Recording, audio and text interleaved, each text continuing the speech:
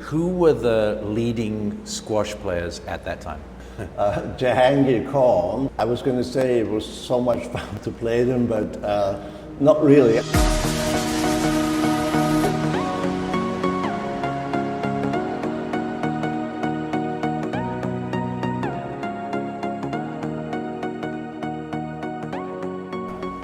Here we are for another episode of Boast About It with the one, the only, Anders Wahlstedt. Welcome, Anders. Thank you for having me. I've known you for a long time, since the days at the printing house when you were known as the number one player at the printing house, but I think you've been higher ranked. Printing house was my first job here in the United States. No kidding? Yes. I was at the printing house for about 2 years. In 1994, I actually won the SL Green U.S. National Singles Championship. So, number one player in the US, Anders Wahlstedt. Yes. The next year, in 1995, they decided that you had to be a citizen in order to play. And I was a green card holder, but not a citizen, so I was excluded the following year. But So you're undefeated as US national champion. I'm undefeated. That's true. I think there may be some people here might give you a good game, but yeah. In addition to that, you were the number one in Sweden. I was the number one in Sweden, and I got to a world ranking of 18 in 1988. I went out on the PSA squash tour in 1985, and I stayed on until 1990 when I came here and got to number 18, and it was an incredible time, not just for the play, but also to be able to travel to all these interesting places. So let's talk about that. So you were a pro squash player from 1985 to 1990. Yes. Who were the leading squash players at that time? Well, unfortunately, Jahangir Khan was still at his peak. Jansher Khan came on in 1986. There were Chris Dittmar, there was Ross Norman, there was Rodney Martin, Chris Robertson, Tristan Dancaro, Del Harris came later, but I thought it was a very strong group of players. Did you play either of the Khans yourself? I did play Jahangir and Jansher. How did that go? Well, I was going to say it was so much fun to play them, but not really. I got to. We played to 9 at the time. The scoring. Oh, right, old scoring, Yeah. where you have to win on your serve. Yes, and all I can say, I played them multiple times, and I got to 8 in one game. Oh, that's pretty great. Thank you. I thought in terms of their playing styles that against Jahangir, although he was incredibly good, I always felt a little hope that he could make a mistake, or maybe I could somehow put the ball away from him. Playing Jansher was a nightmare because Jansher just got to every ball and his unforced errors was next to nothing. So you really, really, really had to work hard to get 1 point. So in essence, the 8 points I got was actually against Jahangir. No kidding. No Yes. kidding. You're still playing squash today. What do you think are the sort of big differences in the game when you were playing in 1985 to 90 to now we're playing in 2024? There are some big differences. The game is so much faster now. And what's happened is that the players at the top these days, on the men's and the women's side, they take the ball so early and they cut the ball off in the middle of the court with volleys so frequently that you really have very little time to recover during or in between points too. during my era in 85 to 90, the game, it was more of an up and down the walls and more of an endurance game. So I would say speed has increased tremendously, and the players are obviously, I thought that the players of my era were very fit, but I don't know what to say. These guys are super fit and they're also super fast. Is it just the fitness change, or is the equipment change? Because the rackets are pretty different. They're much lighter now than they were when you played. The rackets are very different. We played with graphite, which is a fairly soft material. This was before they started with the titanium and even the carbon rackets. So the equipment was quite different. That's absolutely true. It was just not possible to be as aggressive and play as fast as they do these days, because with the modern rackets that we have now, you don't need to put a full swing behind it to hit a volley to the back of the court. So you need shorter preparation, and that makes for a faster game. I think that's probably better for the game. It makes it more entertaining. What do you think? I think it's more fun to watch now because, like I said, the game is quicker and the tempo changes and the intensity is so high, as opposed to when I played a lot of matches, it came down to endurance. So the points were long and not necessarily as interesting in terms of angles and stuff these days. And again, to be able to put certain shots with certain angles quickly, of course, with the rackets that we have these days, it's much easier. I would love to see what a young Khan could do with the modern day equivalent against a young Asal. I would love to see that match. Too bad it can't happen.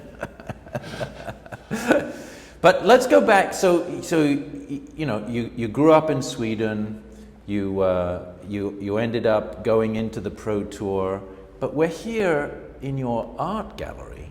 So you made, you know, a left turn somewhere. At some point, you got involved in art. How did that happen? I remember distinctively early on when I came here, I went to Chicago to play in a squash tournament there, and there was an exhibition at the Art Institute of Chicago of German Expressionism, which is very colorful and very expressive, and I was really taken back by what I saw, and I really had no prior experience in seeing modern art.